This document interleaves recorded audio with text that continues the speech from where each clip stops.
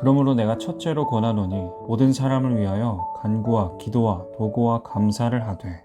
바울은 앞서 1장에서 거짓 교사들에 대해 비판한 뒤 2장에서부터는 참된 복음적인 삶은 어떤 모습이어야 하는지를 구체적으로 설명하고 있습니다. 바울은 복음적인 삶의 첫 번째로 기도를 말합니다. 여기서 첫째라는 말은 순서상의 의미가 아니라 가장 중요한 우선순위의 의미를 가집니다. 2장 1절 그러므로 내가 첫째로 권하노니 모든 사람을 위하여 간구와 기도와 도구와 감사를 하되. 간구, 기도, 도구, 감사 뭔가 설명이 필요해 보입니다. 어떤 학자는 이렇게 설명합니다. 간구는 특정한 필요를 아뢰는 것이고 기도는 눈에 띄는 필요들을 하나님 앞에 가져오는 것이며 도구는 그것들에 대해 담대하게 하나님께 호소하는 것이며 감사는 그것들에 대해 하나님께 감사하는 것이다. 하지만 이 구절에서 중요한 부분은 모든 사람을 위하여입니다. 어떠한 기도든지 모든 사람을 위하여 하라는 것이죠. 바울은 성도들의 기도가 개인 혹은 개교회 중심인 것을 책망하고 있는 것입니다. 너희를 위해서만 기도하지 말아라. 모든 사람을 위해 기도해야 하는 이유는 4절에 나옵니다. 하나님은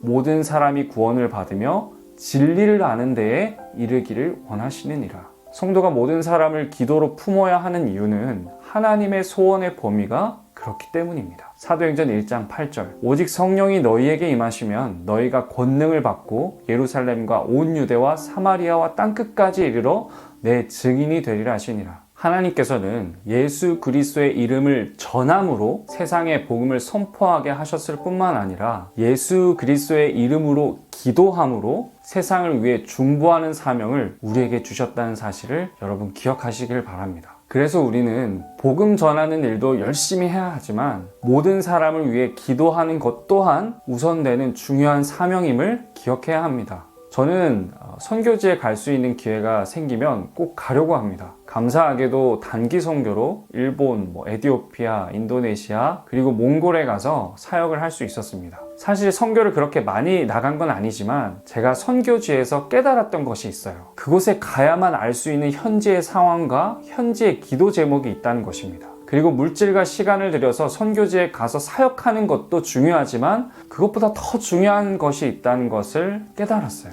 선교지의 상황에 대해 하나님께서 보고 듣고 느끼게 하신 것을 기억하고 다시 삶의 자리로 돌아왔을 때 그 선교지를 위해 지속적으로 기도하는 것, 그게 훨씬 더 중요하더라고요. 제가 선교를 가는 이유 중 하나는 기도 제목을 받아오기 위해서예요. 다시 본문으로 돌아와서 바울은 2절에서 특별히 임금들과 높은 지위에 있는 모든 사람을 위해 기도하라고 말씀합니다. 바울이 디모데에게 왕들을 위해 기도하라고 말했을 때 로마를 다스리던 황제는 네로였습니다. 네로 황제는 끔찍하고 지독하게 기독교를 박해했던 인물이죠. 바울조차 네로 황제 때문에 순교를 당하게 됩니다.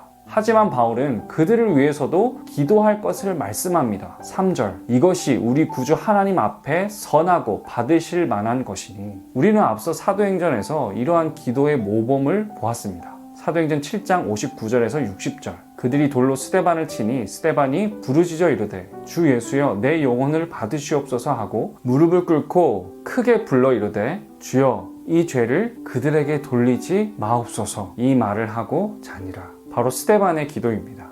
그리고 좀 더 거슬러 올라가 보면 누가복음 23장 33절에서 34절 말씀 해골이라 하는 곳에 이르러 거기서 예수를 십자가에 못 박고 두 행악자도 그렇게 하니 하나는 우편에 하나는 좌편에 있더라. 이에 예수께서 이르시되 아버지 저들을 사하여 주옵소서 자기들이 하는 것을 알지 못함이니이다 하시더라. 그들이 그의 옷을 나눠 제비 뽑을세. 바로 예수님의 기도입니다. 하나님께서는 예수님의 기도를 기뻐 받으셨고 예수님을 통해 구원의 길을 여신 것입니다. 바울도 마찬가지죠. 스데반이 돌에 맞아 죽어갈 때에 바울도 그 자리에 동참했습니다. 스데반의 기도를 하나님께서 기뻐 받으셨고 바울은 변화될 수 있었던 것입니다. 이것이 복음적인 삶이며 복음적인 기도인 것입니다. 존 스토트 목사는 나는 세상의 정의와 평화를 향한 진전이 느린 것과 세계 복음화의 진행이 느린 것은 무엇보다도 하나님의 백성이 기도하지 않기 때문이 아닌가 하는 생각을 할 때가 있다고 말합니다. 사랑하는 청년 여러분, 세상이 참 어렵습니다. 기도 제목이 없으시다고요? 복음의 눈으로 세상을 볼 수 있기를 원합니다. 기도해야 할 제목이 너무 많습니다. 이 시대를 위해 기도하는 청년들 되기를 소망합니다.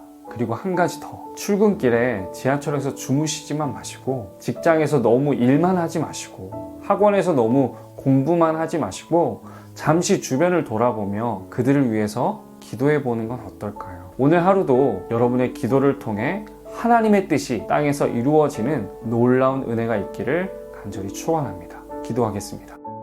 하나님 아버지, 예수의 이름을 이웃에게 전할 뿐만 아니라 예수의 이름으로 이웃을 위해 기도하는 우리가 되게 하여 주시옵소서.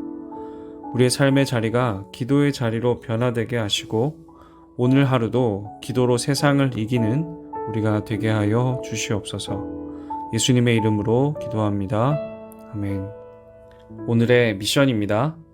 대중교통을 이용할 때나 직장, 학원에서 주변 사람을 위해 기도하기. 잠들기 전에 공동체를 위해, 선교지를 위해, 세상을 위해 기도하기. 꼭 실천하세요. 오늘도 좋은 하루 되세요.